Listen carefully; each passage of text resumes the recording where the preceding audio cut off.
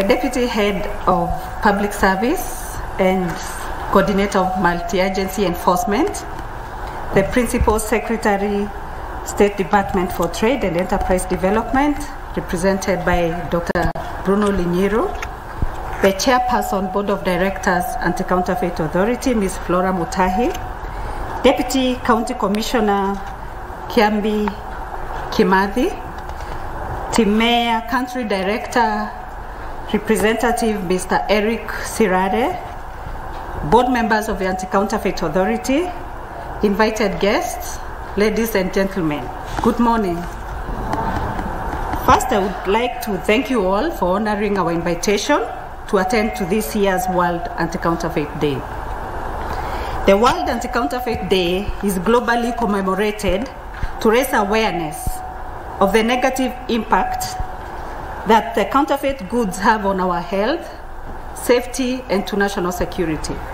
The recent COVID-19 crisis has led to a surge of counterfeit and substandard products in Kenya today. Recent reports from our National Baseline Survey, which was launched in 2020, indicate that the total value of illicit trade was 726 billion in 2017, and it had grown by 100 billion in the year 2018, which was a rise of 14%. Counterfeit products account for nearly 70% of all imports into Kenya. In Kenya, the Anti-Counterfeit Authority is a state corporation that leads in the role in organizing this event in conjunction with other government agencies. This is the Kenya Industrial Property Institute, KIPI, and the Kenya Copyright Board, KIKOBO. We also collaborate with other sector players, the Kenya Association of Manufacturers, the Kenya National Chamber of Commerce, among other players. Last week, we were in Machakos County, where we held 2 stakeholder forums, which were to drum up the event to this event today. It was involving the Machakos County officials, the national government officers, and the business community at large. This year's theme is on leveraging on technology to combat counterfeiting. This goes with our planned launch of the intellectual property recordation system for imports into Kenya. This technology will be a game changer in the war against counterfeits, which will involve creation of intellectual property rights database that will be used by officers at border points so that they are easily able to flag counterfeits before entering into the market. Ladies and gentlemen, ACA has put in place other mechanisms to deal with this menace. One of them is automation of the enforcement processes, which will enhance efficiency of handling and processing formal complaints. Decentralization of ACA operations by having presence in all ports of entries, and collaborating with private sector and other government agencies on intelligence sharing.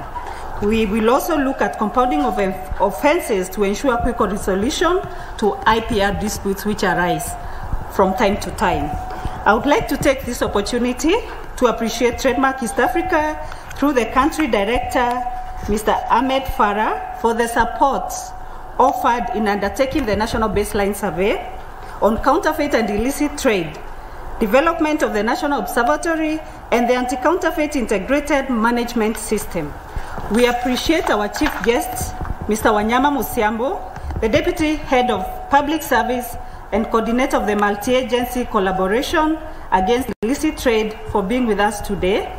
And on behalf of management and staff of the authority, we commit to be at the forefront of the implementation of the National Anti-Illicit Action Plan.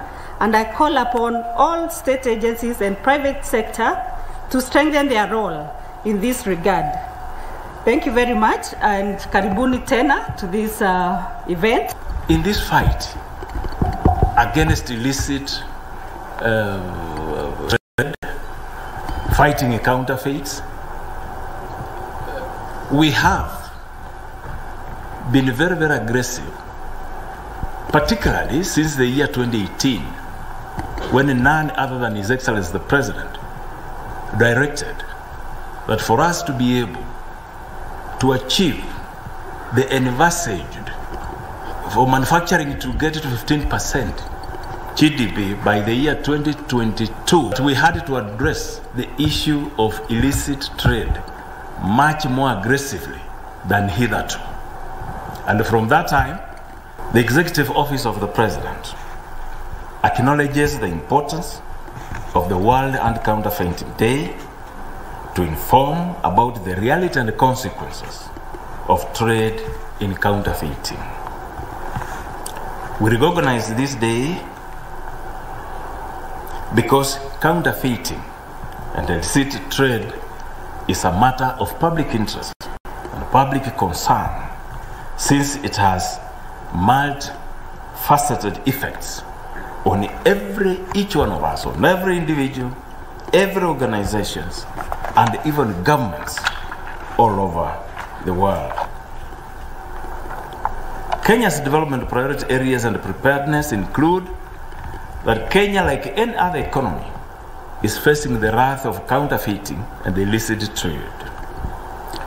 We cannot have economic development and growth unless we put up structures that support economic development, that support industrial development through manufacturing. To accelerate economic development, the government has prioritized the manufacturing sector under the Big Four agenda framework of development, targeting to have the sector's contribution to GDP rise from 8% year 2017 to 15% year 2022. As a government, the legal basis for protecting intellectual rights holders and legitimate trade is founded in the following areas. One is the Constitution. Two, international agreements that the government has signed, statutes, the common law, and the government policy.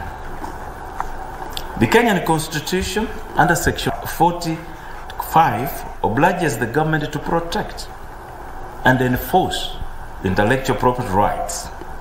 In addition, we have a number of other legal instruments to combat counterfeiting. In order to tighten the policy around intellectual property enforcement, the Cabinet approved the Intellectual Property Bill 2020 that looks forward to the combination of the parallel intellectual property related acts and calls for merger of all the intellectual property related agencies that are namely the Kenya Copyright Board, KECOB, the Kenya Intellectual Property Institute, KIPI, and the Anti-Counterfeiting Authority, SCA, so as to form one Intellectual Property Office of Kenya, IPOC.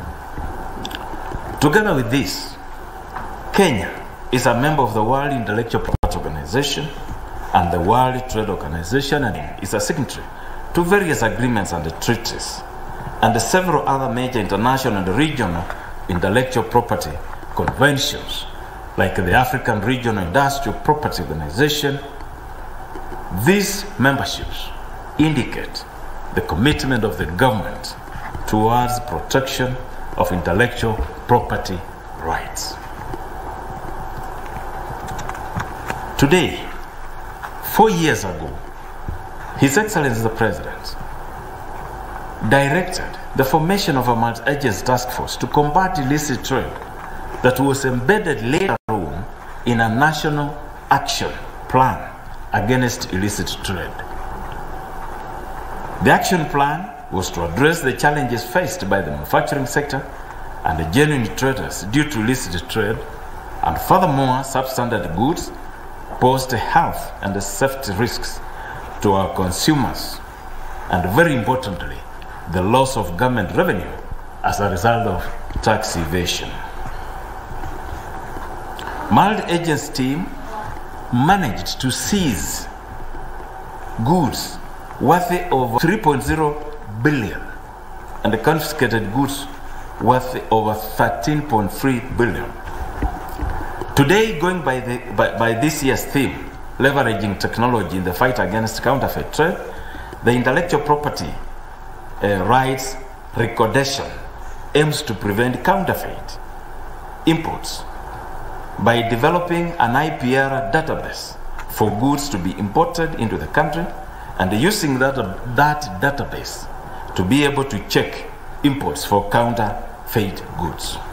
It is worth noting that Kenya is the second country in Africa to adopt the IPR Recordation after the Republic of Africa, which administers Recordation through their Companies and Intellectual Property Commission. The aim of the property right recordation include to prevent counterfeit imports, and that is the key issue into Kenya. And this will translate into proactive protection of health and the safety of the consumers. Number two, the IPR owners will be protected from unfair competition from counterfeit imports.